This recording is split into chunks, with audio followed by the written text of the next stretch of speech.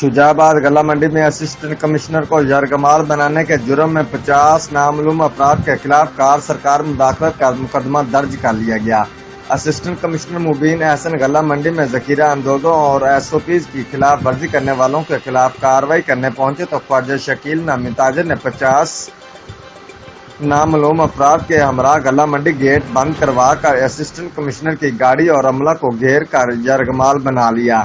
نازیبا گفتگو کی اور اسسٹنٹ کمشنر مرد آباد کے نعرے لگائے گئے۔ پولیس کو اطلاع ملی تو ASP سنگار ملک کی قیادت میں پولیس کی بھاری نفری نے گلہ منڈی پہنچ کر عوام کو منتشر کیا اور اسسٹنٹ کمشنر اور عملہ کو سیکورٹی فراہم کی۔ اسسٹنٹ کمشنر مبین احسن کی مدعیت میں ملزم خواجہ شکیل سمیت 50 نامعلوم افراد کے خلاف کار سرکار مداخلت اور SOPs کی خلاف ورزی کا مقدمہ تھانہ سٹی میں درج کر لیا گیا ہے، جبکہ ملزم خواجہ شکیل کی گرفتاری کے لیے چھاپے مارے جا رہے ہیں اور موقع کی ملنے والی فوٹیج سے نامعلوم ملزمان کی شناخت کی جا رہی ہے۔ رپورٹ کیمرہ ٹیم کے ہمراہ عمر فاروق، نمائندہ جیو ایکسپریس نیوز گلیوال۔